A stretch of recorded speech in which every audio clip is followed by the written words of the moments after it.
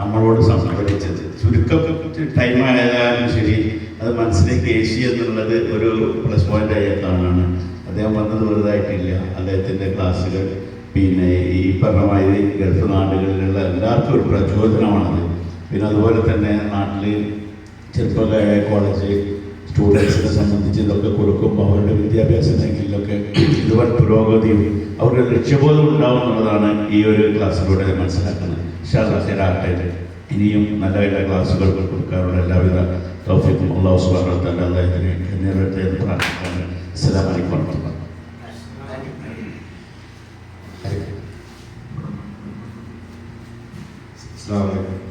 സത്യത്തിൽ നമ്മൾ പരിപാടി പ്ലാൻ ചെയ്തതിന് ബേസ്ഡ് ആയിട്ടാണ് എനിക്കിത് തോന്നിയത്. നമ്മൾ പരിപാടി എന്താണെന്ന് പ്ലാൻ ചെയ്തത്, എത്ര സമയത്താണോ പ്ലാൻ ചെയ്തത്, അതൊന്നും നടന്നിട്ടില്ല. ശരിക്കും ഈ ഒരു സംഭവം നമുക്ക് വേണ്ടിയിട്ട് ഇന്ന് എന്താ പറയുക, ഒരു നമ്മുടെ ഒരു നമ്മുടെ ഈ പ്രോഗ്രാമിന്, അതായത് നമ്മുടെ ഈ